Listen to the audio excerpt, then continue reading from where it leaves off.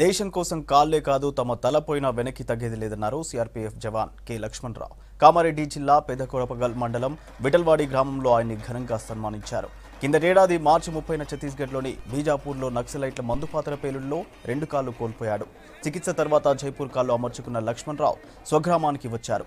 ఈ సందర్భంగా లక్ష్మణరావుని గ్రామస్తులు అభినందించారు. జుక్కల్ ఎమ్మెల్యే హనుమంత్ షిండే జవాన్ను సన్మానించారు. దేశాన్ని కాపాడేందుకు అహర్నిశలు కష్టపడుతున్న జవాన్లకు కృతజ్ఞతలు తెలిపారు నేతలు. కానీ దేశం మీద ఆపద వస్తే అస్సలు మేము ఊరుకునేది అసలు లేదు. మా కాళ్ళు కాదు కదా, మా శరీరం మొత్తం మొన్న చూసారు కదా, 40 మంది జవాన్లు అసలు ఒక ముక్క కూడా దొరకలేదు. ఒక ముక్క కూడా బ్లాస్ట్ లో ఒక ముక్క కూడా దొరకలేదు. కానీ ఆ జోష్ మాలు ఆ విధంగానే ఉంది. ఈ రోజు కాళ్ళు పోతే మాత్రం ఏ మాత్రం తగ్గులేదు. అక్కడ పడుకునేనా సరే మొత్తం రాత్రంతా మొత్తం అది ఒక మోర్చాని కాపాడుకోవాలనేది మా సంకల్పం. అది చాలాది. అందుకని ప్రతి ఒక్కరికి ధన్యవాదాలు తెలుస్తున్నాం. కామారెడ్డి జిల్లా బాన్స్వాడ నియోజకవర్గంలోని వర్ణి మండలంలో పర్యటించారు స్పీకర్ పోచారం శ్రీనివాసరెడ్డి. గ్రామాల్లో సొంత స్థలం ఉండి అర్హులైన వారికి డబుల్ బెడ్రూమ్ ఇళ్లను ప్రభుత్వం నిర్మిస్తుందన్నారు. ప్రతి ఒక్కరికి ప్రభుత్వ సంక్షేమ పథకాలు అందిస్తామన్నారు. కాశ్మీర్లో జరిగిన ఉగ్రవాదుల దాడిని ఖండించారు పోచారం. జవాన్ల మృతికి సంతాపంగా 2 నిమిషాలు మౌనం పాటించారు.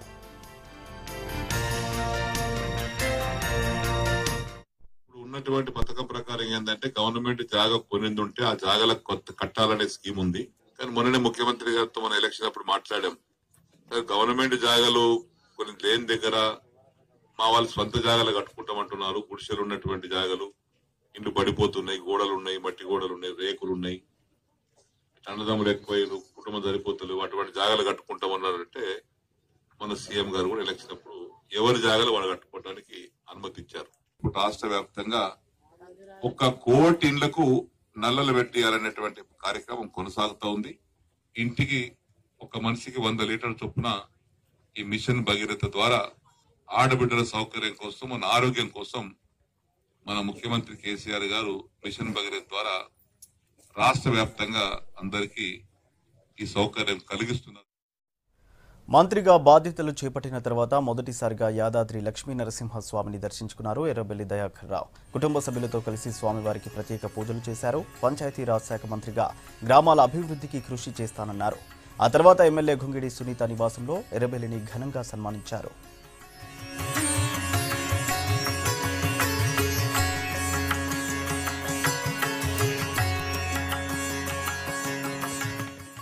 కార్యక్రమం చేసినా నాకు మొదటి నుంచి కూడా 25 సంవత్సరాల నుంచి కూడా యాదాద్రి వచ్చి వారి ఆశీర్వాదం తీసుకున్న తర్వాతనే, లక్ష్మీనరసింహస్వామి ఆశీర్వాదం తీసుకున్న తర్వాతనే పని మొదలు పెట్టడం జరుగుతుంది. ఈరోజు బాధ్యతలు చేపట్టిన తర్వాత వరంగల్ జిల్లాకు ఫస్ట్ పర్యటన తోటి ఆలేరులో పాల్గొని, ఇక్కడ భువనగిరి ఆలేరులో పాల్గొని దైవ దర్శనం చేసుకుని వరంగల్ పోవటం జరుగుతున్నది. ముఖ్యమంత్రి గారు ఆశీస్ తోటి అన్ని తీర్ల డెవలప్మెంట్ చేస్తానని కూడా నేను హామీ. నిర్మల్ జిల్లా బాసరలో సరస్వతి అమ్మవారిని దర్శించుకున్నారు దేవాదాయ శాఖ మంత్రి ఇంద్రకరణ్ రెడ్డి.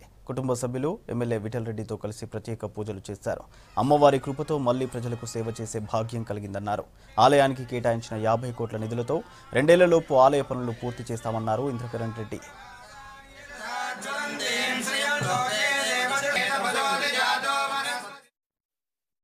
బాసర క్షేత్రానికి 50 కోట్ల రూపాయలు బడ్జెట్లో కేటాయించడం జరిగింది. దానిని అతి తొందరలో మరి ఇక్కడ దేవాలయ పునరుద్ధరణ కొరకు పనులు ప్రారంభోత్సవం జరుగుతుంది. ఖచ్చితంగా ఈ హయంలో రానున్న 2 సంవత్సరాల లోపలే ఆ పనులను కూడా పూర్తి చేస్తే మరి ఏదైతే మాట ఇచ్చిన దాని మీద మేము ఖచ్చితంగా నిలబడి అది పూర్తి చేస్తాము.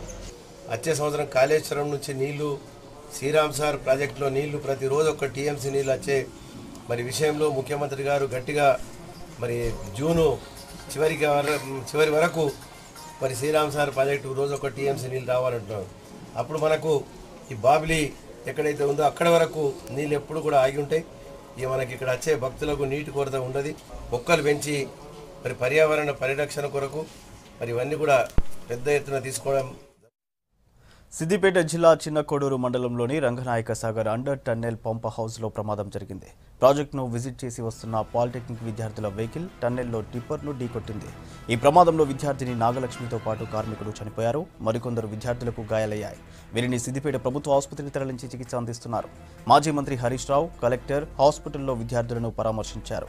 మెరుగైన వైద్యం అందించాలని డాక్టర్లను ఆదేశించారు. మృతుల కుటుంబాలకు పరిహారం అందిస్తామని హామీ ఇచ్చారు.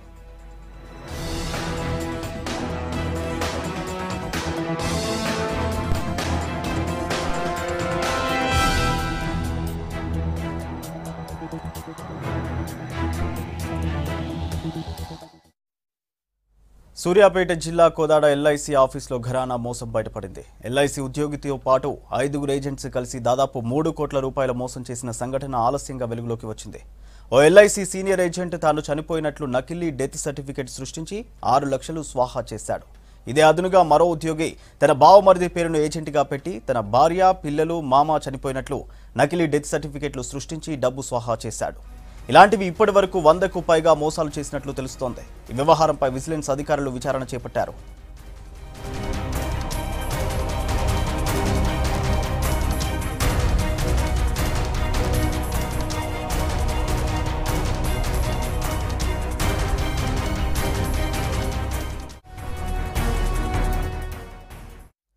నిజామాబాద్ జిల్లా ఆర్మూర్లో రైతులు బంద్ పాటించారు. ఎర్రజొన్న, పసుపు పంటకు ప్రభుత్వం సరైన మద్దతు ధర కల్పించాలంటూ ఆందోళనకు దిగారు.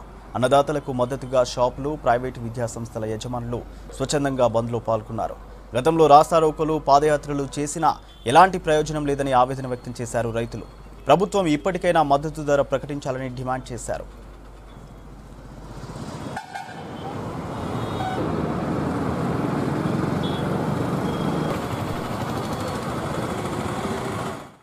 మహాశివరాత్రి సందర్భంగా శ్రీశైలం క్షేత్రానికి భక్తజనం పోటెత్తుతోంది. మల్లన్న దర్శనం కోసం వేల మంది శివస్వాములు 100 కిలోమీటర్లు నడక సాగిస్తున్నారు. నాగర్ కర్నూలు జిల్లా పరిధిలోని నల్లమల అడవుల గుండా కాలిబాటన బయలుదేరారు. ఎన్ని కష్టాలు వచ్చినా మల్లన్నపై భారం వేసి వెళ్తున్నారు. మహాశివరాత్రి శోభ ఉట్టిపడుతున్న నల్లమల భక్తి పారవశ్యంతో 100 కిలోమీటర్ల పాదయాత్ర చేస్తున్న శివస్వాములపై V6 స్పెషల్ స్టోరీ. మహాశివరాత్రి శివుడికి అత్యంత ఇష్టమైన రోజు. ఆ రోజున శివయ్య సన్నిధిలో గడుపుతారు భక్తులు. 41 రోజులు దీక్షలో ఉంటూ శివుడి సమక్షంలో విరమణ చేస్తారు శివస్వాములు. భూ కైలాసంగా పేరున్న శ్రీశైలం క్షేత్రం మహాశివరాత్రికి ప్రత్యేక ఆకర్షణగా ఉండబోతోంది. శివ దీక్షలో ఉంటూ 100 కిలోమీటర్ల దూరం రాళ్లు రప్పల మధ్య ప్రయాణించి మల్లన్న దర్శనం చేసుకుంటారు. దారి పొడవునా ఎన్ని కష్టాలు ఎదురైనా లెక్క చేయకుండా భారమంతా శివయ్యపైనే వేసి మహాపాదయాత్ర కొనసాగుతుంది. శివమాల ధరించి 41 రోజులు నియమనిష్టలతో పూజలు చేసి మహాశివరాత్రి నాడు మల్లన్న సన్నిధిలోనే మాల విరమణ చేస్తారు. దీక్షల్లో ఉన్నన్ని రోజులు శివస్వాములు ఆధ్యాత్మిక చింతనలో గడుపుతారు. సూర్యోదయానికి ముందే స్నానం చేసి పూజా కార్యక్రమాలు నిర్వహించి దినచర్య ప్రారంభిస్తారు. మితాహారం తీసుకుంటూ వ్యసనాలకు దూరంగా ఉంటూ నేలపై నిద్రిస్తూ నిత్యం శివనామ స్మరణతో దీక్ష నిర్వహిస్తారు. మహబూబ్ నగర్ జిల్లాలో ఉన్న నల్లమల అడవుల గుండా శివస్వాములు తరలి వెళ్తున్నారు. ప్రతి ఏటా శివస్వాముల సంఖ్య పెరుగుతోంది. రాష్ట్రంలోని చాలా జిల్లాల నుంచి శివస్వాములు శ్రీశైలం చేరుకుంటారు. మహాశివరాత్రికి శ్రీశైలం భక్తకోటితో పులకించిపోతుంది. కర్ణాటక, మహారాష్ట్ర నుంచి శివస్వాములు కాలినడకన వాహనాల్లో శ్రీశైలం చేరుకుంటారు.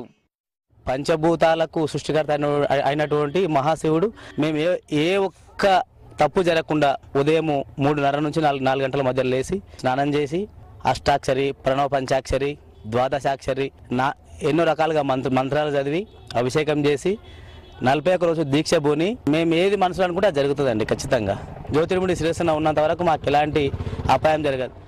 అచ్చంపేట, ఉమామహేశ్వరం, మన్ననూరు, ఫరాహాబాద్, అప్పాపూర్, సంగిడిగుండాల, పాతాళగంగ మార్గం గుండా దట్టమైన అడవిలో శివస్వాములు కాలినడకన వెళ్లేవారు.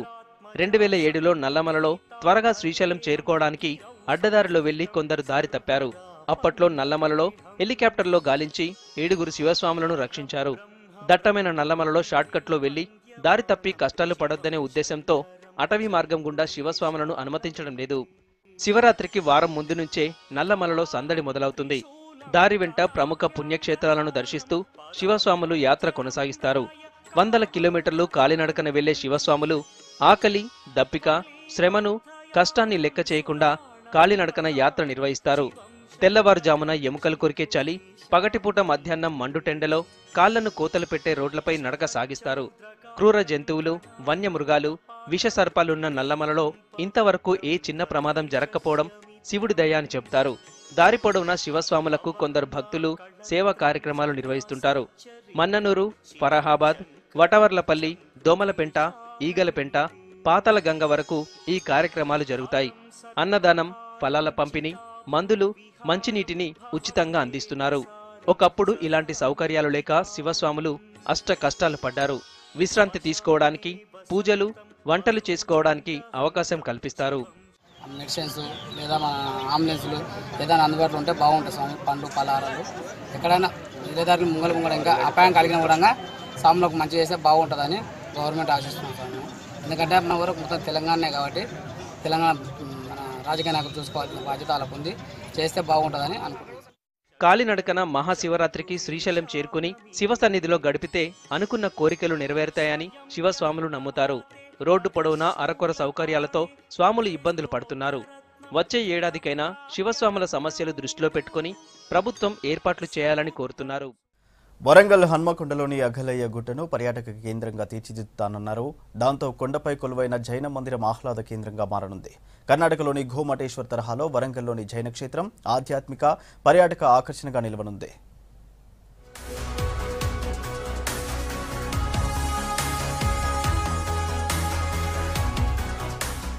హన్మకొండ పద్మాక్షి గుట్ట ఎదురుగా ఉన్న అగళయ్య గుట్టను టూరిస్ట్ ప్లేస్ గా డెవలప్ చేస్తున్నారు.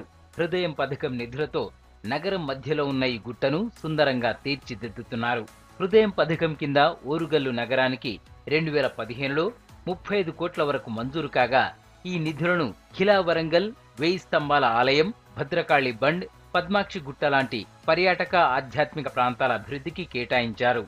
అయితే హన్మకొండలోనే అత్యంత ఎత్తైన అగ్గళ్ళయ్య గుట్టపై జైన తీర్థంకరుల విగ్రహాలతో పాటు జైనుల గుహలు, ఆనవాళ్లు ఎన్నో ఉన్నా గతంలో అభివృద్ధికి నోచుకోలేదు.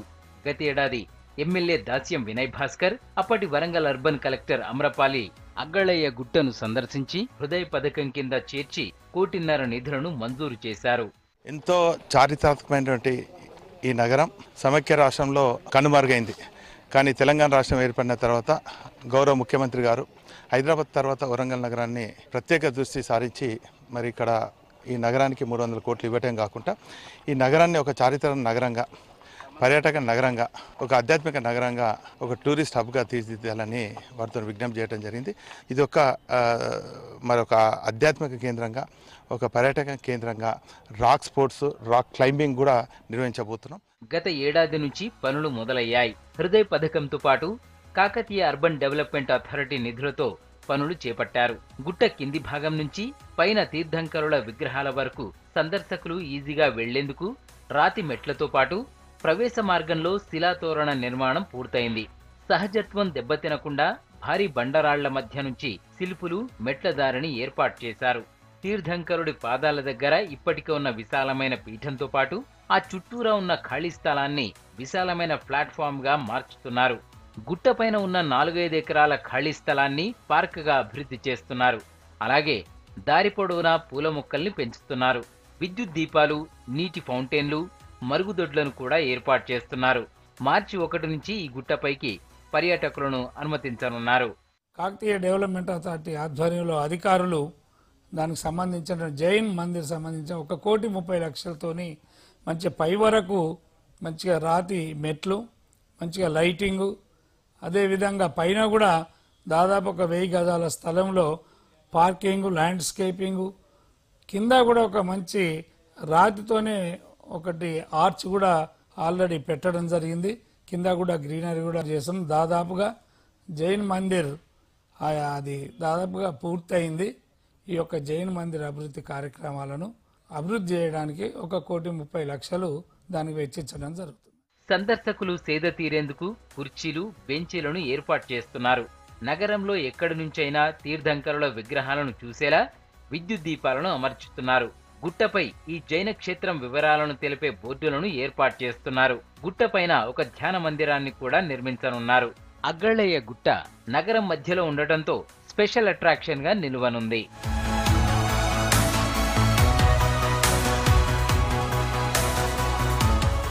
ఈ గుట్టపై 24 తీర్థంకరుల విగ్రహాలు ఉన్నాయి. పార్శ్వనాథుడి విగ్రహం 14 అడుగుల ఎత్తుతో గుట్టపై చెక్కి ఉంది. విగ్రహం కింది భాగాన వికసించిన పద్మం తరహాలో వేదిక ఉంది. గుట్టపై జైనులు తపస్సు చేసుకోవడానికి ఏర్పాటు చేసిన గుహలు ఇప్పటికీ ఉన్నాయి.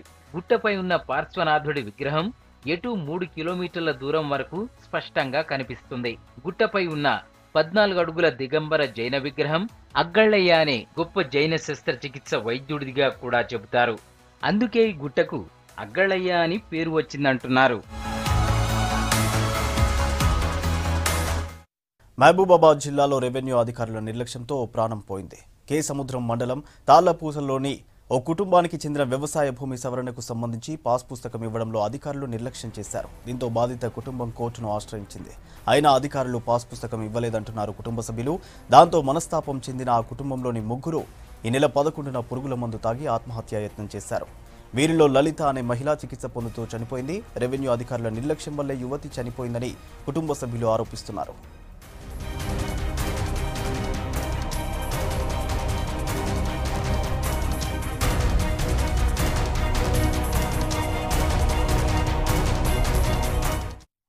నా పేరు మీద ఉన్నటువంటి సర్వే నెంబర్లను తొలగించి మా బాబాయ్ మరి ఇతర పాలలు వల్లాల గోపయ్య కుమారుల పేరు మీద మరి వల్లాల మల్లయ్య వాళ్ళ పేరు మీద అక్రమంగా చేయడం జరిగింది. అయితే నా భూమి నాకు నా పొజిషన్లో ఉన్న సర్వే నెంబర్లకు నాకు చేయమని ఎంతగా మొత్తుకున్నప్పటికీ కూడా ప్రయోజనం లేదు. మనస్తాపానికి గురై ఎంఆర్ఓ ఆఫీస్లో మేము మందు తాగినాం. చిన్న చెల్లెకు ఇవాళ ఉదయం 7:15 ఆ మధ్య కాలంలో చనిపోయింది. రవి, రాజమ్మ, లలిత ఫిబ్రవరి 11వ తారీఖున ఎంఆర్ఓ ఆఫీసులో పట్టా పాస్ పుస్తకాలు కాలేదనే విషయంలో మనస్పర్ధలు చెంది వాళ్ళు క్షణికావేశంలో మందు తాగడం జరిగింది. ఈ రోజున లలిత అనే అమ్మాయి చనిపోవడం జరిగింది. దాని మీద వాళ్ళు ఇచ్చిన దరఖాస్తు కేసు రిజిస్టర్ చేయడం జరుగుతుంది. విచారణ అనంతరం వాళ్ళకి న్యాయం చేయడం జరుగుతుంది. ఇప్పుడు స్టేట్ రౌండ్ అప్ చూద్దాం.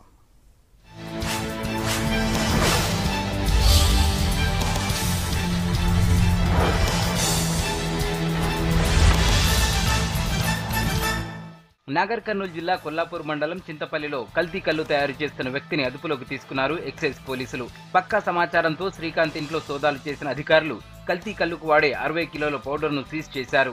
ఎవరైనా కల్తీ కల్లు తయారు చేస్తే కఠిన చర్యలు తీసుకుంటామని వార్నింగ్ ఇచ్చారు. నారాయణపేట జిల్లా కోస్గిలో కొత్తగా నిర్మిస్తున్న బస్ డిపో పనులను పరిశీలించారు ఎమ్మెల్యే పట్నం నరేందర్ రెడ్డి. పనులు త్వరగా పూర్తి చేయాలని అధికారులు కాంట్రాక్టర్లకు సూచించారు. ప్రభుత్వ ఆసుపత్రిలో ఆకస్మిక తనిఖీలు చేశారు. పేద ప్రజలకు మెరుగైన వైద్యం అందించేందుకు డాక్టర్లు కృషి చేయాలన్నారు. వికారాబాద్ జిల్లా కొడంగల్ మండలం హుస్నాబాద్లో రైతులకు పట్టాదారు పాస్ పుస్తకాలను పంపిణీ చేశారు ఎమ్మెల్యే పట్నం నరేందర్ రెడ్డి. అటు అర్హులైన లబ్ధిదారులకు కళ్యాణ లక్ష్మి, షాదీ ముబారక్ చెక్కులను పంపిణీ చేశారు. ప్రభుత్వం అన్ని వర్గాల ప్రజల సంక్షేమం కోసం కృషి చేస్తోందన్నారు. కామారెడ్డి జిల్లా ఎల్లారెడ్డిలో నేషనల్ సైన్స్ డే సందర్భంగా సైన్స్ ఫేర్ నిర్వహించారు. ఆధునిక పరికరాలతో కొత్త ఆవిష్కరణలు తయారు చేశారు. విద్యార్థులు చేసిన ప్రయోగాలను అధికారులు, నేతలు పరిశీలించారు. విద్యార్థులు ప్రయోగాలపై ఆసక్తి చూపాలన్నారు. నాగర్ కర్నూలు జిల్లా కడతాల్ మండలం గోవిందాయిపల్లి దగ్గరలో పులి తిరుగుతోంది. రాత్రి వ్యవసాయ పొలం దగ్గర 2 ఆవు దూడలపై దాడి చేసింది. పులిని పట్టుకునేందుకు బోన్లు ఏర్పాటు చేసినా చిక్కలేదు. దీంతో గ్రామస్తులు భయాందోళన చెందుతున్నారు. వీలైనంత త్వరగా పట్టుకోవాలని కోరుతున్నారు. పులి దాడిలో నష్టపోయిన వారికి ఎక్స్గ్రేషియా చెల్లించాలని కోరుతున్నారు. జోగులాంబ గద్వాల జిల్లా కేంద్రంలో లబ్ధిదారులకు షాదీ ముబారక్, కళ్యాణ లక్ష్మి చెక్కులను పంపిణీ చేశారు ఎమ్మెల్యే కృష్ణమోహన్ రెడ్డి. 250 మంది లబ్ధిదారులకు 3,33,94,000 రూపాయల చెక్కులు అందజేశారు. ఆడబిడ్డ పెండ్లి భారం కాకూడదనే ప్రభుత్వం కళ్యాణ లక్ష్మి పథకం తీసుకొచ్చినట్లు చెప్పారు. బాల్య వివాహాలు అరికట్టేందుకు ఈ స్కీమ్ ఉపయోగపడుతుందన్నారు. నల్లగొండ జిల్లా మిర్యాలగూడలో టైలర్స్ డే సందర్భంగా మేరు సంఘం ఆధ్వర్యంలో భారీ బైక్ ర్యాలీ నిర్వహించారు. మేరు కులస్తుల డిమాండ్లు పరిష్కరించాలంటూ ఆర్డీఓకు వినతి పత్రం అందజేశారు. ప్రభుత్వ స్కూళ్లలో విద్యార్థులకు పంపిణీ చేసే యూనిఫామ్ల పనిని తమకు ఇప్పించాలని కోరారు. అటు పుల్వామా ఘటనలో మృతి చెందిన జవాన్లకు సంతాపం తెలిపారు. జయశంకర్ భూపాలపల్లి జిల్లా గణపురం మండలం చేల్పూర్ కాకతీయ థర్మల్ పవర్ ప్రాజెక్టులో విద్యుత్ ఉత్పత్తి నిలిచిపోయింది. బాయిలర్ ట్యూబ్ లీక్ కావడంతో రెండో దశలో 600 మెగావాట్ల విద్యుత్ ఉత్పత్తి ఆగింది. అయితే కేటీపీసీలో నాసిరకం యంత్రాలు, బొగ్గు వాడటం వల్లే తరచూ మొరాయిస్తున్నాయనే ఆరోపణలు వినిపిస్తున్నాయి.